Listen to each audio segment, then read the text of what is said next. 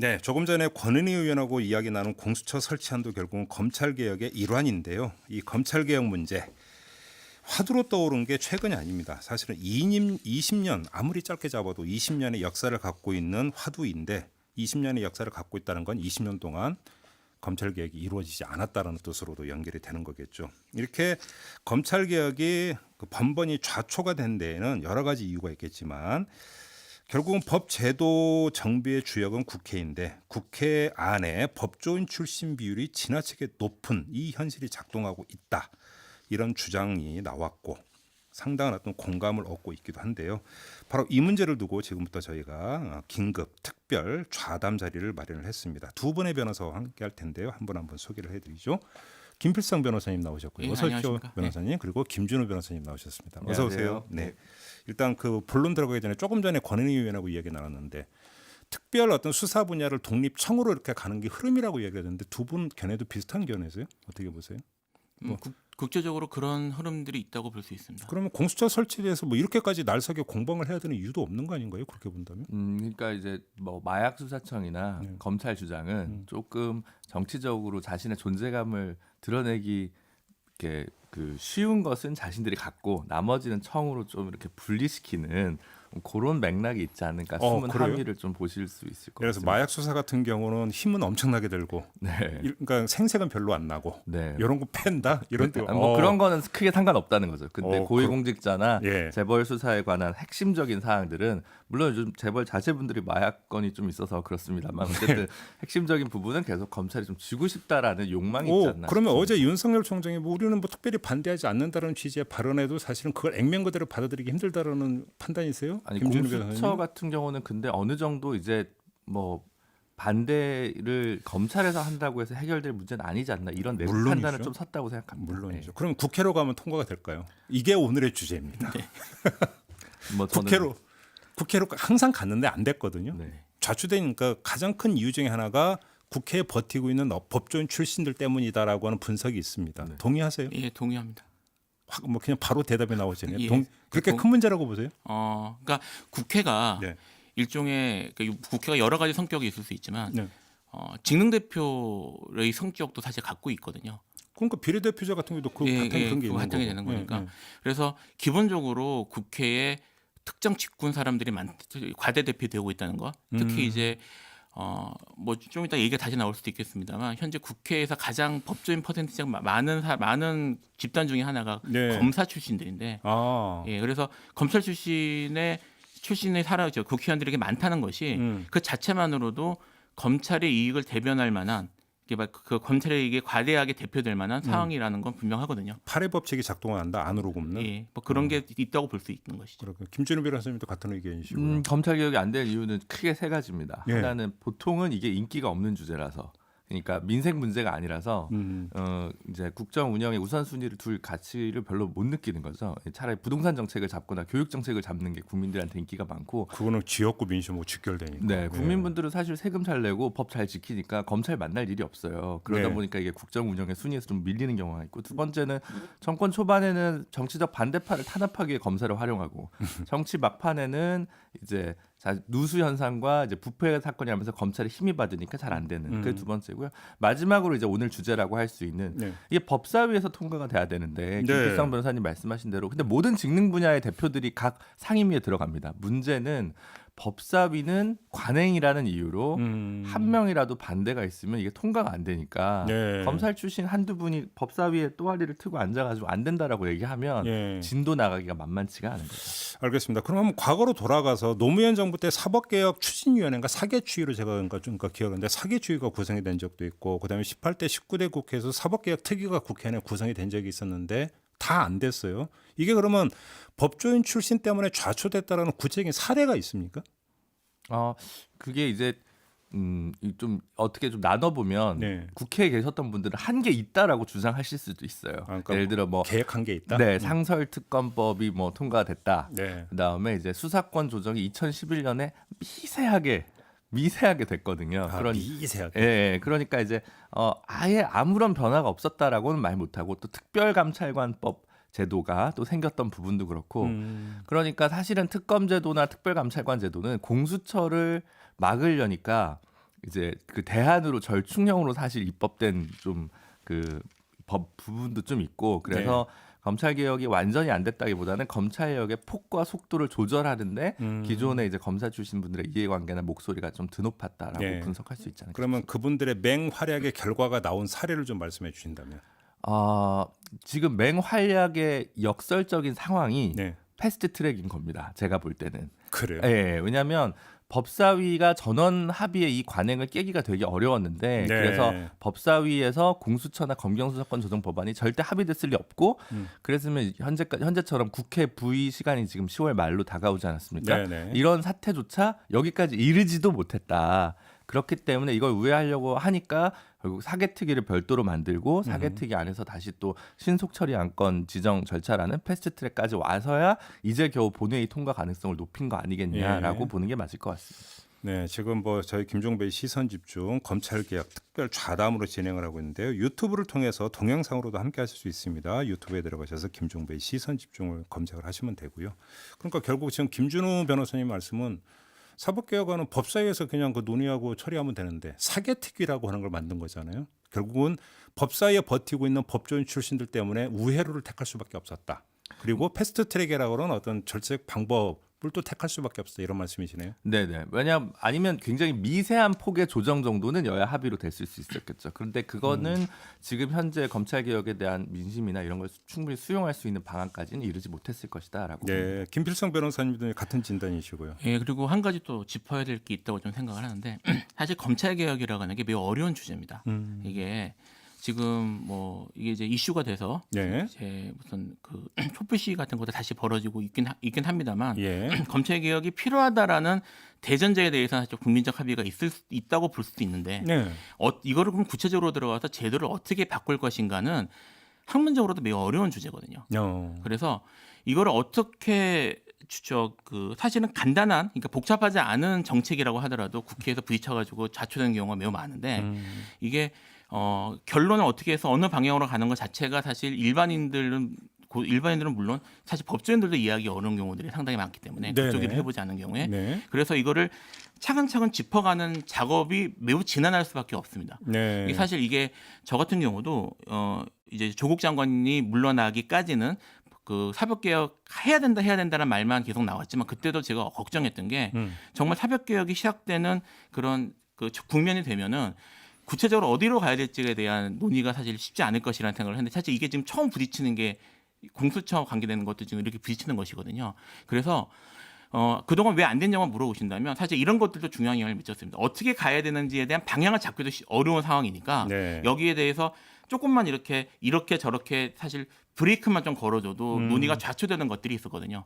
그게 바로 그건데요. 그러니까 저희가 좀 그래서 기록을 찾아보니까 참여연대가 2011년에 펴낸 보고서가 있어요. 이게 특별수사기구 설치를 반대하는 검찰 출신 국회의원 이라는 제목의 보고서인데 17대 총선 때 여야 모두 공수처 설치, 상설특검제 도입을 공약으로 내세웠는데 선거가 끝나자마자 그 의원 30명이 공수처 신설 추진계획 백지화 촉구 결의안을 발의를 했고 이 결의안에 서명한 의원들 대부분이 검사 출신이었다. 이런 지금 기록이 있고 또 한 가지 18대 국회 때 사개특위에서 특별수사청 설치에 합의를 했지만 검사 출신 한나라당 의원들의 반발로 무산됐다. 또 이런 그 기록이 있더라고요. 결국 이렇게 본다면 제가 조금 전에 법조인 출신이라고 이제 통칭을 했는데 변호사분들도 법조인 아니십니까? 네. 억울하십니까 변호사로서? 뭐 비판은 달게 받아야죠. 네.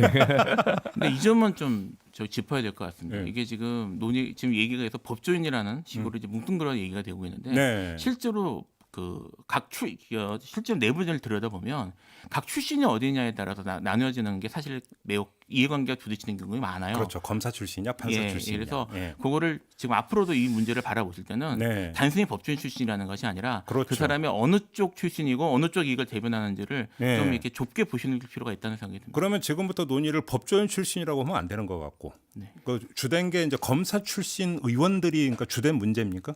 어떻게 보세요? 예, 저는 그렇게 생각합니다. 그래요? 예.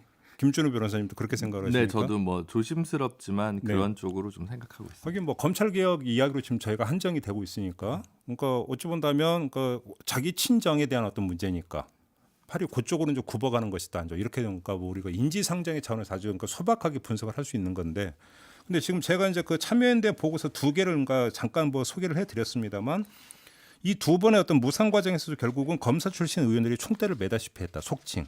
뭐 지금 이런 거를 본다면 국회에서 이게 지금 검찰개혁 논의가 어떻게 작동이 되고 있는가를 엿볼 수 있는 뭐 단적인 사례 아니겠는가 이런 생각 좀 듭니다. 그렇게 본다면 알겠습니다. 이러면 이제 그러니까 저희가 이제 또 그러면 이제 그 더 분석을 해야 되는 게 도대체 검사 출신 의원들이 얼마나 되길래 그럼 이렇게까지 그러니까 막강한 힘을 발휘할 수 있는 것인가에 대해서 좀 분석을 해야 될 것 같은데요. 2부를 끝낼 시간이 다 돼버렸습니다. 아, 그래서 요거는 네. 잠시 쉬고요. 잠시 전하는 말씀을 듣고 8시부터 이어지는 3부에서 한번 좀 집중적으로 이야기를 좀 진행을 해 보도록 하겠습니다. 잠시 전하는 말씀부터 좀 듣고요. 네. 자, 김종배의 시선 집중 3부 이어가도록 하겠습니다. 앞서 2부에서 검찰 개혁은 왜 번번이 좌초했는가라는 큰 화두로 그러니까 저희가 긴급 특별 좌담을 마련을 해서 진행을 했는데요. 모아지고 있는 부분은 여러 가지 원인이 있겠지만 가장 큰 원인 가운데 하나가 바로 전직 검사, 판사 이런 사람들 때문이다. 국회에 그러니까 포진하고 있는 법조인 출신들 때문이다. 여기까지 좀 이야기를 진행을 했고요. 그래서 어떻게 좌초됐는가 그 역사적인 사례까지도 저희가 한번 짚어본 바가 있습니다. 자, 이 토론 계속 이어가도록 하겠는데요. 8984님이 의견 주셨는데 사법개혁은 꼭 해야 합니다. 그런데 바위를 계란으로 치는 격입니다. 자기들 밥그릇을 내놓겠습니까? 라고 하는 이런 반문을 주셨습니다. 20년의 역사에서 사실은 번번이 좌초를 했던 이런 경험 때문에 8984님이 의견을 주신 것 같은데요. 그래서 지금 저희가 좌담을 하고 있는 겁니다. 바위를 깨트릴 수 있는 비법이 무엇인가? 그럼 방해 요소가 무엇인가? 이걸 한번 진단해 보기 위해서 두 분의 변호사와 함께하고 있습니다. 김준우 변호사, 김필성 변호사 두 분과 함께하고 있는데요. 자, 이 이야기 좀 이어가도록 하겠습니다. 앞서 2부에서 이제 변호사로서 약간 그 좀 뭐하지만 그러니까 법조인 출신 국회의원들이 문제라고 이야기를 했습니다. 근데 법조인 출신들이 그렇게 국회에서 차지하는 비율도 없습니까?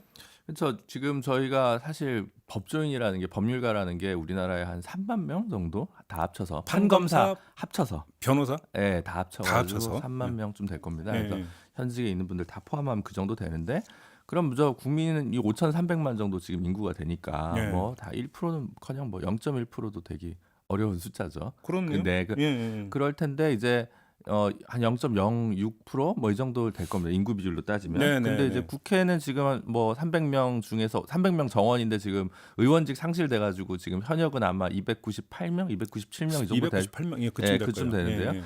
지금 49분 정도가 법조인 출신이 전체 국회의원 하고 그럼 있습니다. 비율로 따지면 또 몇 퍼센트예요? 비율로 따지면 16%를 조금 넘는데요. 역대 최대는 아닙니다. 18대 국회에서 19%를 좀 넘은 적도 있고 이야, 해서 진짜 네. 많네요. 네, 상당히 비율이 높긴 합니다. 네. 그 법률가들이 전체 국민에서 차지하는 비율은 1%도 안 되는데 네. 국회의원 중에서 법조인이 차지하는 비율이 거의 16, 19%라고 한다면 네, 네.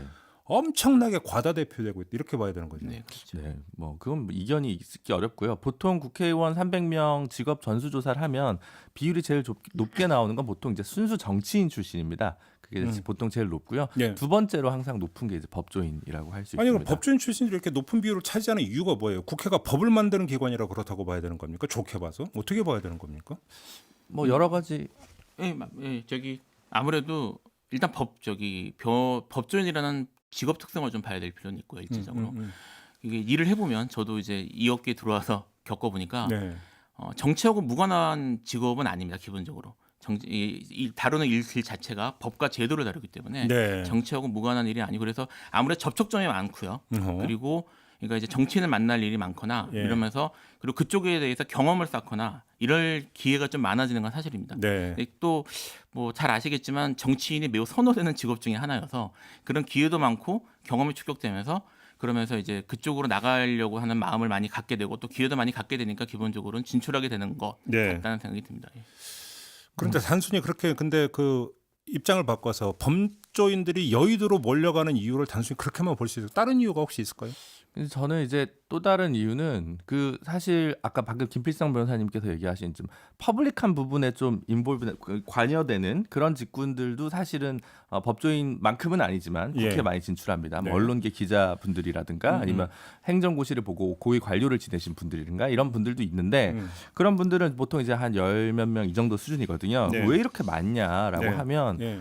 쉽게 얘기해서 선거를 나갈 기회나 선거에 배팅을 한 다음에 낙선해도 다시 도전할 수 있는 기회 비용이 안 되면 변호사 개업을 했다가 다시 노리면 될 수가 있는데 네. 다른 분들은 참으로 현실적인 말씀이죠. 네. 근데 부인할 수 없는 현실입니다. 네 맞습니다. 그렇죠. 네 돌아갈 때가 있다라는 거. 그렇죠. 예. 네, 그런 부분이 좀 자유롭게 지원할 수 있고 뭐 공천을 받으려고 노력을 하든 본선에 나가든 당선이 되든 낙선이 되든 예. 그런 거 현실을 좀 같이 결부해서 보면 좋지 않을까 싶습니다. 근데 저희가 앞서 2부에서 판검사와 변호사는 좀 달리 봐야 되는 거 아닐까 이런 얘기를 잠깐 했는데 네. 이 이야기를 그러니까 받아서 요 질문을 좀 제가 드릴 수밖에 없습니다. 지금 이야기되고 있는 어떤 그 대립 전선이 공수처를 찬성하느냐 반대하느냐 이렇게 돼 있는데 사실은 이것은 어떤 직능 출신이냐가 아니라 당과 당으로 지금 갈려 있는 상태 아닙니까? 자유한국당은 절대 안 된다라는 거고, 그러니까 다른 당은 해야 된다라는 입장인데 이렇게 본다면 변호사 그러니까 그 법조인 출신이냐 아니냐가 중요한 게 아니라 당의 어떤 문제 아니냐 이렇게 그러니까 이해하는 분들도 계실 수 있단 말이에요. 이런 시각은 어떻게 봐야 되는 겁니까? 뭐 그러니까 이전과 이번 상황은 조금 달라진 부분이 있긴 합니다. 네. 예전에는 예를 들면 각 당별로 입장이 내부에서 자유한국당에서도 실제로는 공수처 발의에 찬성했던 분들도 예전에 있습니다. 지난 국회 때 20대는 아니지만 20대 말고 예, 18대, 예. 19대 때. 김성태 의원 전 원내대표님 같은 예. 경우도 발의에 참여하신 적도 있고 뭐 예. 이제 그런 기록들이 있습니다. 그래서 근데 기본적으로 검사 출신들이 조금 부정적인 건 맞고요. 네. 근데 상대적으로 자유한국당은 검사 출신 분들이 좀 많으시고 민주당은 검사 출신이 별로 없고 이런 좀 특징이 있어서 그런 것들이 좀 잘 안 보일 수밖에 없지 않나. 민주당은 싶습니다. 주로 변호사 출신이 많나요? 네네네 상대적으로 그렇고요. 예. 저는 생각이 조금 다른 게 예. 저는 예를 들면 예. 지금 이제 그 민주당 내에서 지금 그 검사 출신 국회의원 4명 정도로 지금 알려져 있는데 검사 출신이 백혜련 의원이 있고 이제- 금태섭 의원이 있고 송견 의원도 아마 검사 네, 출신이신가? 조홍천 의원, 조홍천 의원이 있고. 예, 그 중에 2명이 지금 공개적으로 반대하고 있습니다.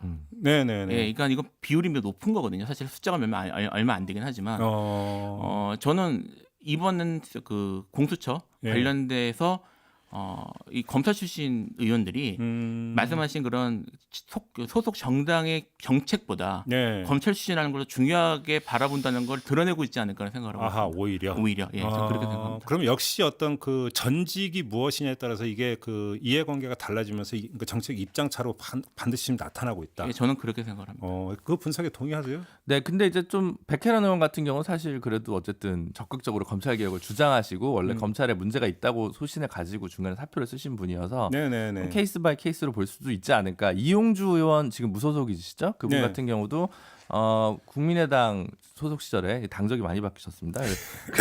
이용주 의원 같은 경우는 이제 공수처는 일단 찬성하는 쪽으로 현재 발의도 하셨고 이전에 국민의당 시절에 박범계 의원이랑 공동 대표 발의도 하셨기 때문에 네. 그래도 이제 그걸 초극해내시는 분들이 좀 계시긴 하다라는 네.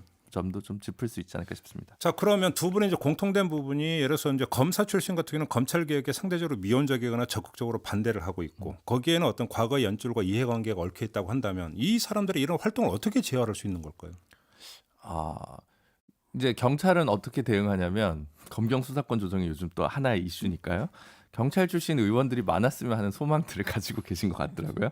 예, 참고로 경찰 출신도 지금 한 8분 정도 아마 국회에서 조금 전에 이제 활동을 하고 인터뷰했던 있습니다. 권은희 의원 같은 경우도 그쵸, 예. 경찰 출신이시고 네네. 예, 표창원 의원도 그런 경우고 네. 네. 근데 권은희 의원 같은 경우는 사실 뭐 사법시험 합격을 하셔가지고 그랬죠. 예, 이거 법조인으로 뭐 카운트 될 수도 있고 이게 좀 근데 이제 네. 사법시험 그 패스된 다음에 이제 경찰에 투신을 네, 하시는 네, 네. 경우고. 네. 표창원 의원, 뭐 김석기 의원, 뭐 이런 분들이 다 이제 경찰 출신이시죠. 그렇죠. 예.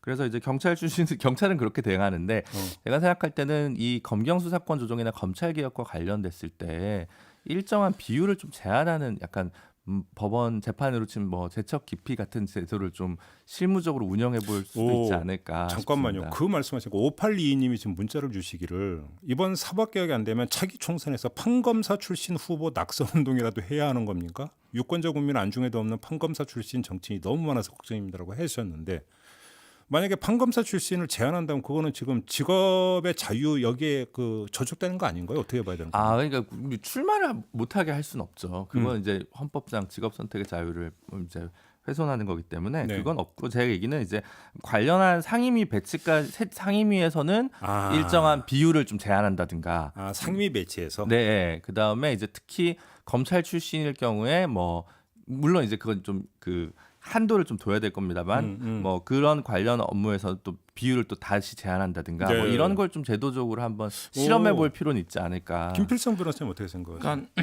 사실 이제 보통 이런 걸 심의하거나 하는 일반적인 위원회들이나 아니면 심의기구에서는 COI라고 하죠. 그러니까 이익 충돌 문제를 상당히 중요하게 생각을 해서 네. 의결이나 이런 것들에서 배제하는 경우들이 많이 있습니다. 그러니까 예. 그 방식을 국회에 어떤 식으로든 도입을 할 필요가 있다는 생각은 원론적으로는 드는데 예. 사실 국회가 좀 어려운 부분이요.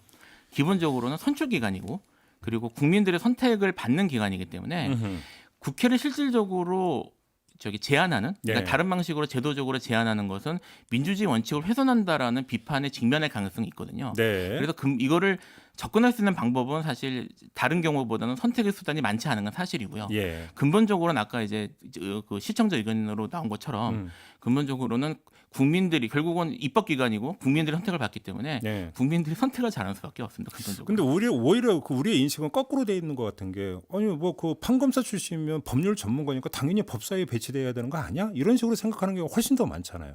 근데 여기에 이제 숨어 있는 게 이해 충돌. 예. 문제가 이제 여기서 그러니까 발생한다라는 거잖아요. 그렇죠. 일단 여기에 대한 어떤 국민적 인식부터 좀 바뀔 필요가 있겠네요. 그렇게 본다면. 근데 법사위 같은 게 요즘 사보임이 많이 일어나가지고 현재는 이제 18명의 법사위 위원 중에 절반 정도만 법조인 출신이고 네. 절반은 이제 아닌 분들인데 그렇죠. 요 정도 비율이 일단 저는 좀 적절하다라고 일단 기본적으로 생각을 하고 있습니다. 그래서 네. 요거는 이제 법으로 만들거나 시행령으로 만들긴 사실 간단치 않습니다. 아까 김필성 변호사님 그렇죠. 지적하듯이 그래서 그렇죠. 좀 주요 정당들이 이 부분에 대해 좀 문제의식을 갖고 내부적으로 좀 제한하는 암묵적인 어떤 관행을 형성하는 게 더 좋지 않을까라고 그리고 생각하고 국민적 의정 감시도 좀 더 활발해질 필요가 있을 것 같아요. 예를 들어서 이제 공수처라고는 의정 현안이 나왔는데 그러면 검사 출신 의원이 이거에 대해서 어떤 입장을 피력을 했는가 이런 것들을 계속 추적해서 공개를 하고 그래서 국민적 여론을 만들어 들어가는 것도 대단히 중요한 작업 아니겠습니까? 이 말씀드렸던 것처럼 국회는 결국은 그 국민에 의한 통제가 중요할 수밖에 없는 기관이라는 점, 네. 그걸 좀 중요하게 생각을 하고요. 네. 하나 더 말씀을 드리면 제가 이제 처음 사실은 직능대표라는 말을 제가 초반에 썼었는데 직능대표,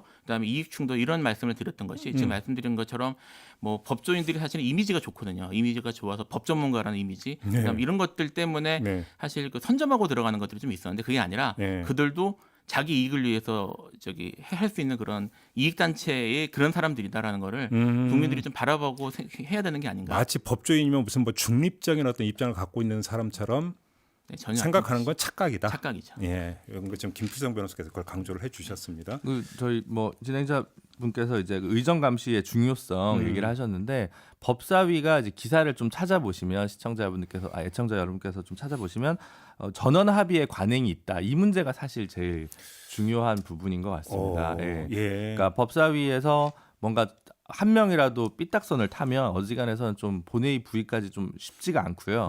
그런 상황에서 이제 특히 검사 출신이나 법원 율사 출신이 법원 개혁이나 검찰 개혁에 대해서 이제 뭔가 삐딱선을 타면 이게 지금 국민 전체 입장에서 굉장히 손해가 날 수 있거든요. 그래서 네. 그런 관행을 좀 법사위 스스로 좀 타파할 필요도 있지 않을까 싶습니다. 좀 과문해서 그러니까 사실은 좀 생경한 얘기입니다. 전원 합의에 관행했으니 무슨 화백회의입니까 법사위가? 네, 약간 상원처럼 운영되고 있다는 비판을 많이 받고 있고 그래요? 그 문제에 대해서는 저희 그 고정이신 박지원 의원께서 또 네. 법사위 단골 멤버시니까 그러니까. 다음 주에 한번 질의하시는 게 어떨까 싶습니다. 알겠습니다. 꼭 질문 한번 좀 드려보도록 하겠습니다.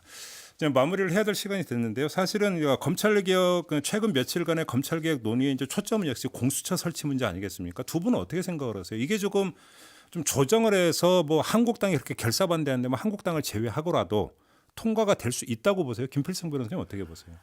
현재로서는 쉽지는 않을 것 같습니다. 그래요? 왜냐하면 국회라는 곳이 뭐 지금 현재로서는 이미 또 선진화법이나 이런 것들 때문에 그 숫자로 밀어낼 수 없는 밀 수 없는 것도 있지만 지금 아까 말씀드렸던 것처럼 당의 이런 것들보다 그 검사 출신이냐 이런 것들이 사실 더 중요하게 작용하고 있다고 보이기도 하기 때문에 네. 물론 통과될 수 있죠. 넘기 상당히 많은 어려움을 넘어야 되는 게 아닌가라는 네. 걱정이 조금 있습니다. 김준우 변호사님 어떻게 보세요? 저는 민주당의 개혁 의지가 있냐 없냐 어허. 그거에 달려 있다고 보고요. 뭐 공수처 문제가 뭐 합의 처리돼야 되는 사안까지는 아니거든요. 제 여기서 합의라 함은 선거제도 합의에 준하는 정도로 강한 네네. 합의를 해야 되는 건 아니고 사실 이른바 표 계산을 하면 지금 나옵니다. 공수처는 그렇죠. 충분히 나오는데 다만 여기서 전제 조건은 결국 또 하나의 고리인 선거제도 개혁에 관해서 적절한 수정안이나 뭐 이렇게 합의안이 도출되는 걸 동반해야 되기 때문에 네. 그 부분만 정리됐는데 그 부분이 사회가 볼 때는 굉장히 어렵거나 뭐 그런 부분이 아니고요. 그냥 결단하면 될 문제고 그래서 민주당의 개혁 의지를 시험할 수 있는 문제가 아닌가 싶습니다. 알겠습니다. 그래서 오늘 이제 긴급 좌담 이제 마무리를 해야 되는데 결론을 이렇게 낼 것 같습니다. 이번에는 꼭 이게 결론이어야 되지 않을까 싶은 생각이 좀 들고요. 그렇게 되기 위해서는 우리 애청자 여러분들도 관심의 끈을 좀 놓치지 마시기를 부탁을 드리고 저희도 계속해서 이 문제는 좀 집중을 해서 다뤄보도록 하겠다는 약속을 함께 드리면서 오늘 긴급좌담 마무리하도록 하겠습니다. 김준우 변호사, 김필성 변호사 두 분과 함께했습니다. 고맙습니다. 네, 감사합니다.